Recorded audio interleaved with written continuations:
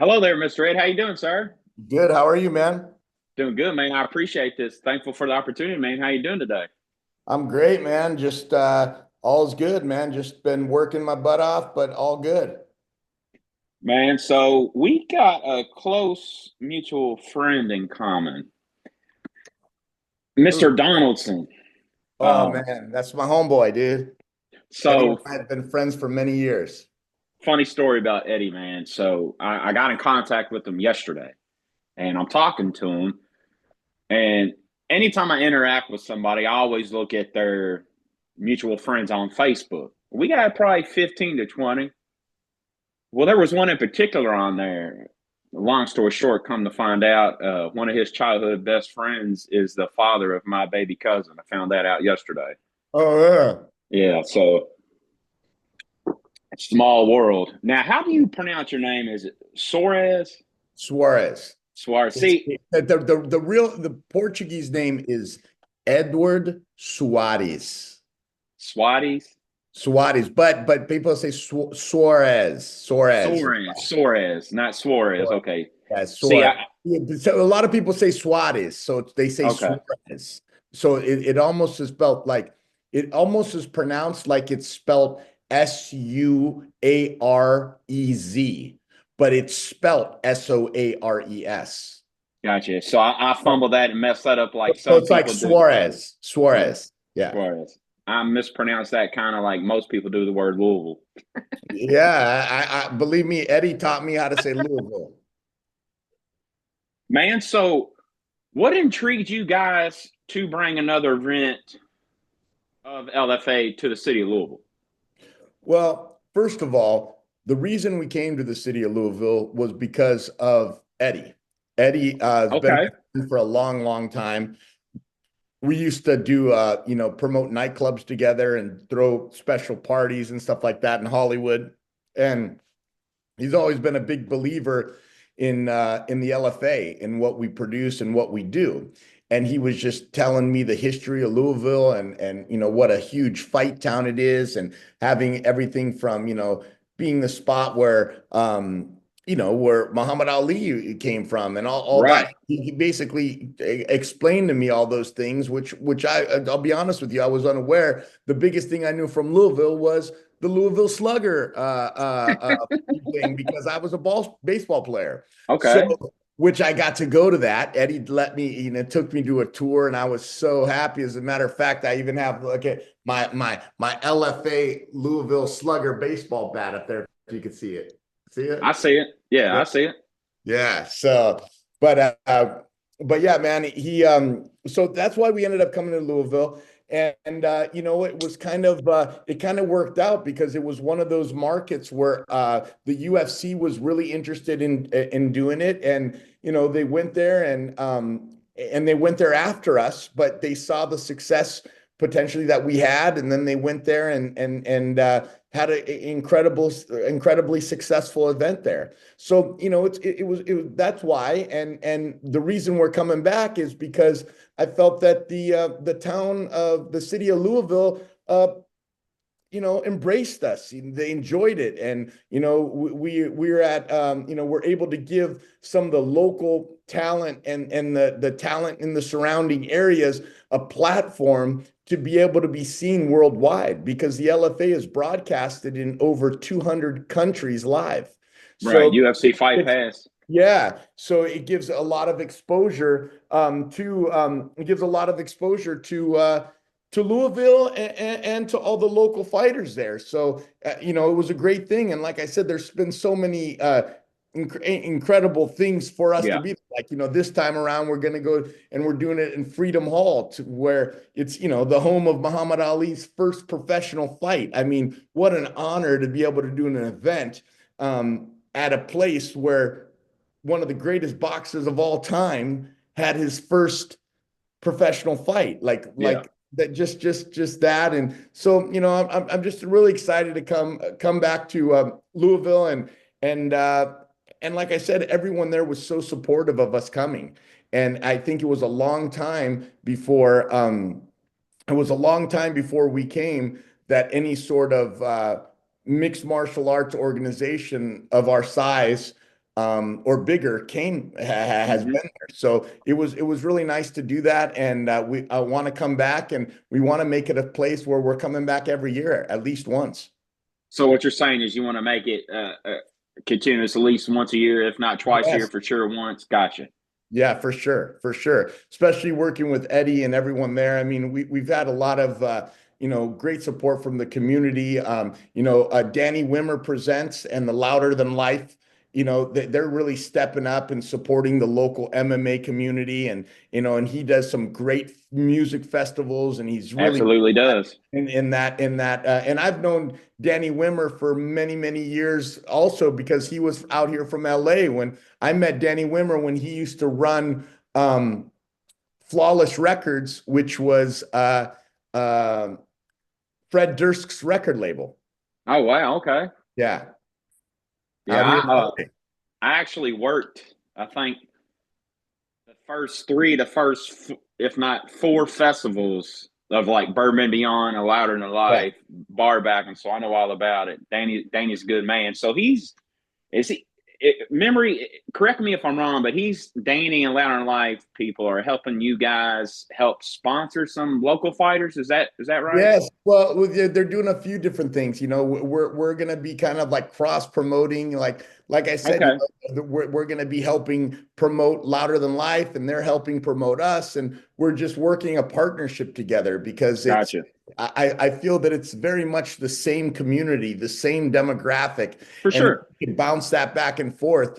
And like I said, we've known each other for over 20 years, so why not help Right. each other? You know what I mean? It's incredible, and then we're working with, like I said, the local community's been incredible. Like we're doing our official weigh-ins at on June 12th.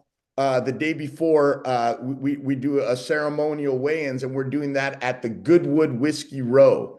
Okay. And so they're stepping up, and we're going to be doing the broadcast weigh-ins from their venue there, and it's going to be incredible. Be from like 5 p.m. to 8 p.m. People can come watch the weigh-ins, have some drinks, have some coffee, and it's just been, it's just great how much the town of Louisville has been supportive of us, and we've been trying to connect with a lot of like local fighters. We've been trying to connect with a lot of local businesses, and Fonte's Coffee has stepped up, and they're kind of sponsoring a lot of the local fighters that are going to be potentially fighting on the Okay. card, and like I don't know if you were able I don't know if you were at the last show that we did there, but there was an incredible, the main event was a local fighter by the name of Lance Lawrence, who put on Yeah. to me one of the fights of the year. He fought a guy named Landry Ward, and I'm telling you, this fight, even if you're not a fight fan, if you were to watch this fight, it was an incredible fight, man. I mean, two guys fought their hearts out till the end, and Lance Lawrence was the underdog, and he went in there and beat this dude and beat him to a pulp, man. And this guy had a heart of a lion, never gave up. It was an absolutely incredible fight, and it was really nice to be able to leave the fans of Louisville with that sort of a fight and leave that as their last memory of the fight in the LFA. You've mentioned the words partnerships and local talent a few times in the beginning of this interview. How important is it for you and the LFA to develop continuous partnerships with local talent when bringing fights and pay per views to their hometowns? Well, it's extremely important because, our job as the LFA is to go around the United States, around the world, actually, because we do about 25 shows a year. Currently, this year, we're doing 6 in Brazil, 18 across the United States, and we're going to do our first show in Europe, hopefully this year also. So we're Awesome. literally going around the world and trying to develop talent. And what we're doing is we're offering a platform for this local talent to be seen. And it's important to us. It's important to have the local community come out and support their local athletes from that area with hopes for these guys to perform well and then hopefully be seen by the UFC or another big organization and get picked up, and kind of like we're almost kind of like what college football is to the NFL, Okay. or the G League basketball league is to the, NBA. Yeah. That's kind of what we do. So we go out there, we kind of search the talent, we search around for the best talent in the area and the best talent in the world. And we bring in talent from all over the world to fight there. So it's not like just a bunch of local fighters. No, we're talking about, we bring international talent in, world title fights sometimes to fight in Louisville. So that's the difference. How hard is it for you to maintain the difference between being a manager for an MMA fighter versus being a CEO of a prominent MMA organization? How difficult is it to do both?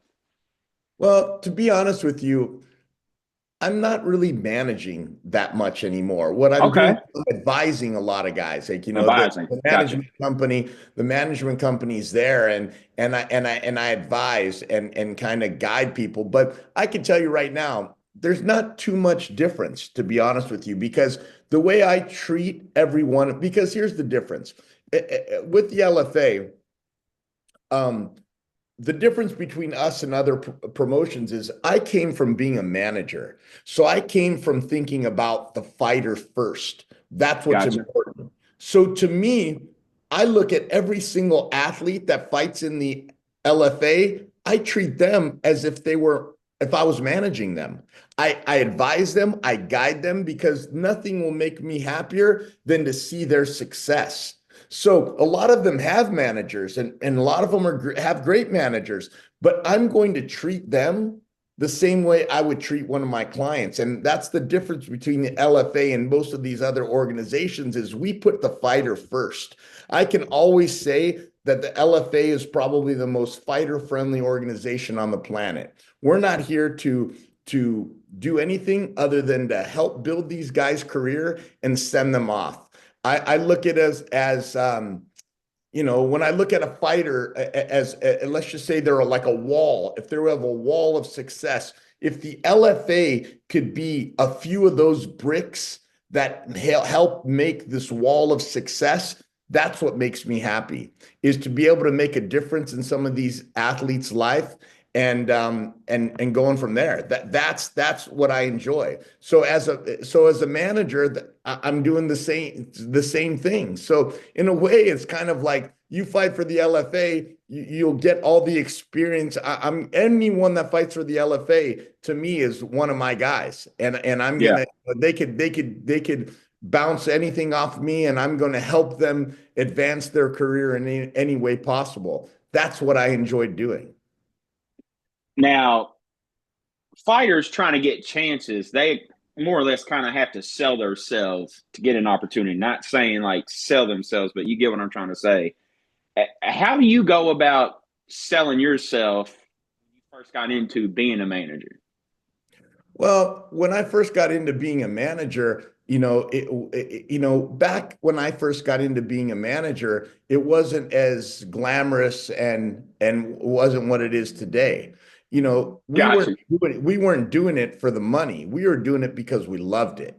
And then it turned around and started making money. So it's a different ball game, and the experience you have in there. So really, in this day and age, in the management company, like, we don't even go and look for fighters. Fighters come to us, because if they want the right guidance, they come to us. And really, when it comes back to the LFA, with the LFA, is they understand that it's the fastest route to get to where you want to go, because every fighter wants to go to the UFC.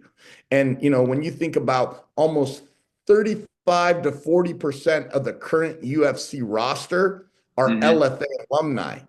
So Okay. if 35 to 40% of the UFC roster are LFA alumni, what organization would you want to fight in to get looked at? So for us, we're kind of all in one, and the difference in what we do is, yes, we help get you prepared as a fighter inside the cage, but outside the cage is such an important factor in Absolutely. martial arts. One of the things that as a fighter, you get the responsibilities of what it's going to be like to step up in the big leagues. You're going to have, if you're on the main card of one of our fights, you're going to have media commitments. You're going to have interviews. You're going to have, all these different things that a promotion at a higher scale is going to expect of you. So we're kind of grooming you to be prepared for what you're going to be expected when you step up. Right, right, right. Has there ever been a fighter that had a lot of talent, but you chose to back away from? You don't have to name names. You ain't got to put nobody out, but like a As far fighter, as what to fight in the LFA? either way, manage or LFA, yes. I mean, yeah, there's been guys that came to us as a management company and wanted to, back in the day and said, "Oh yeah, we'd like you guys to manage you," but you put a lot into somebody when you manage. Mm-hmm. Well, so you have to really, I have to, I have to respect the individual that they are. You know what I mean? And they have to Gotcha. be good people. You know what I mean? There's only one thing better than making money, and that's making money with friends. And if I can't back in the day on the management side, it's like if I can't have you spend an afternoon with my family, then I probably Mm, want to work with you. that's a good way to judge somebody. I like that. So that helps me roll right into the next question. How important is character to you? Not only for like the people you have help run your organization, but in the fighters that you bring into the LFA. How important is character? Well, character is everything, man. I feel one of the greatest things that you could tell someone's character is a really simple word that I wish people more in this universe would use, and it's gratitude.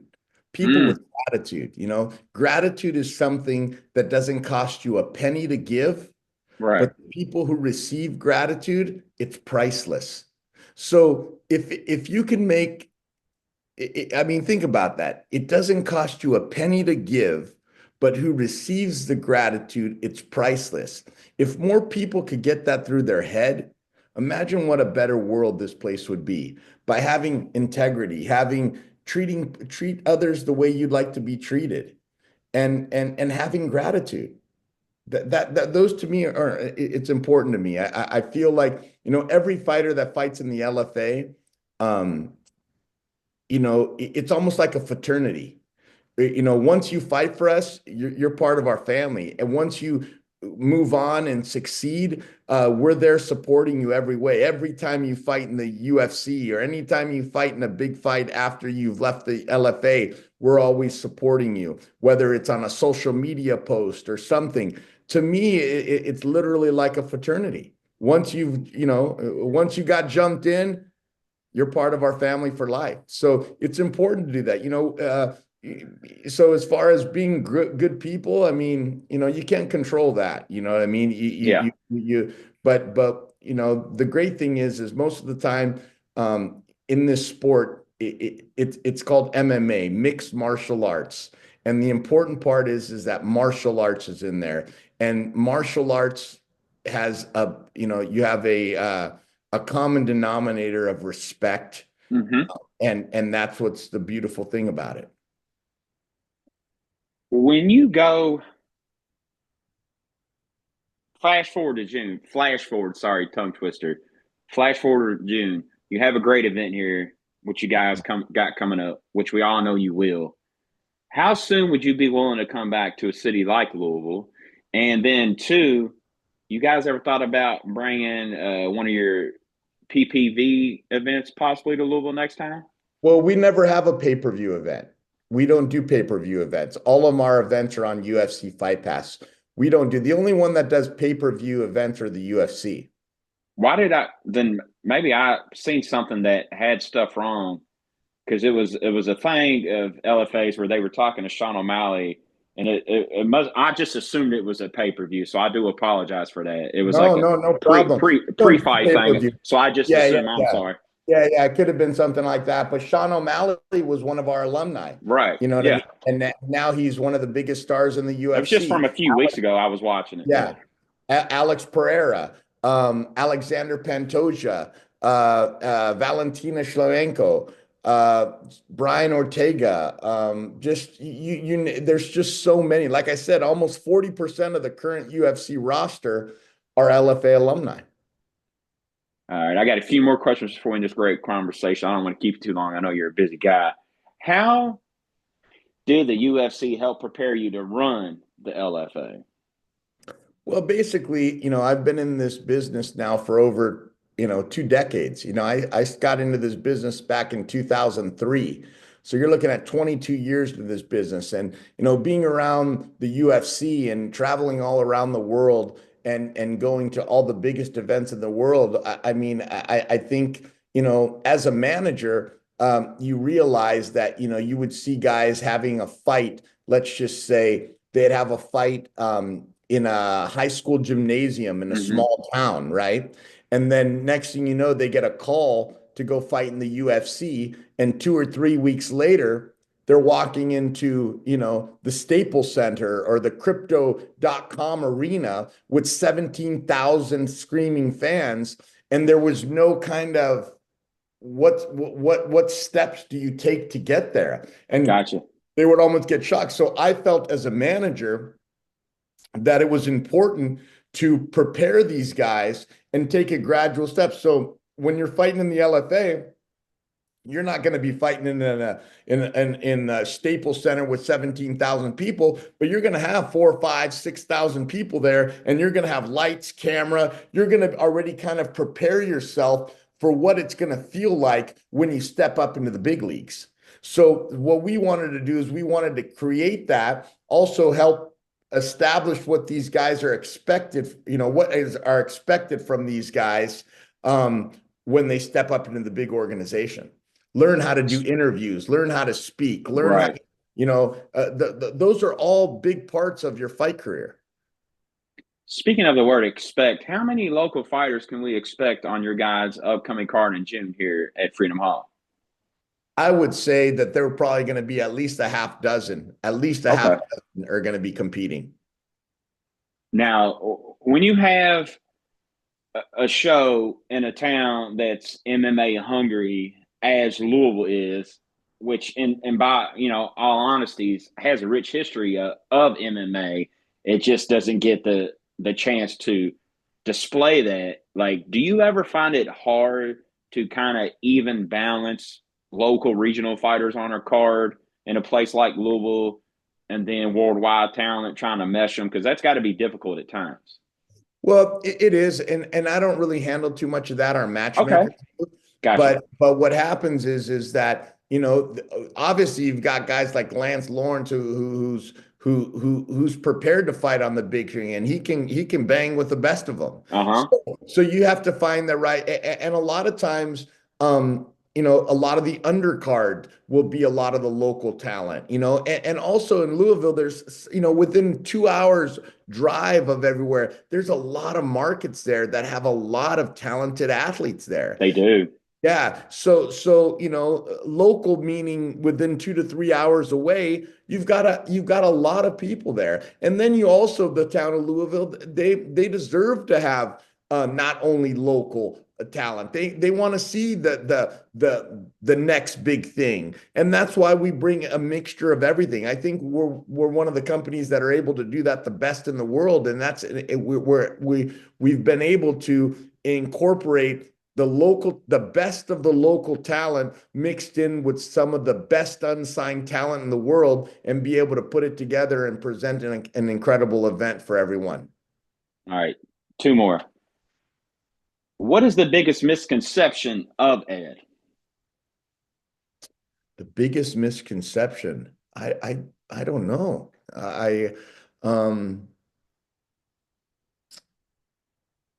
Man, that's a good question. I've never been asked that. I don't know. That's a good one. I appreciate that. So let me how can I how can I say it differently to where possibly you could answer it? people always have opinions of us as individuals. And it's Right. almost like no matter what you do, you can never change it. And then eventually you get sick of trying to change it. Not saying that you have. Like, what would you say is the biggest, well, not necessarily misconception, but okay, what's something about you that they don't know? Man, I'm just like everybody else, man. I'm no different than everybody else. I work my butt off. I treat people the way I like to be treated. Nothing makes me happier than giving these young kids an opportunity to flourish and watching their career flourish. I mean, that's what I am. I mean, that's what I do. I don't know what the misconception would be. I don't know if maybe they think, oh, because I've this or because I've done that, I may be a certain way. But man, I'm just like everyone else, man. I put my pants on one leg at a time, just like everyone else does in the morning. How do you want to be remembered as a person when your time on earth is said and done? I want to be remembered as being a good father, and I Mm, want to I be like that. remembered as someone who helped make a difference. Two good answers, two that I would say myself. So before we go, when it gets closer to the time that you guys are having the weigh-ins in the show, would you consider doing a 2 or 3 ticket giveaway, maybe by chance? No problem. Talk to Eddie Donaldson, and he'll Gotcha, take care of that with you. gotcha. Eddie, I greatly appreciate the opportunity. We'll be chatting again soon, and you'll be seeing me in June and be seeing me at the weigh-in, sir. Right on. Take care, brother. Thank you. You're welcome, man.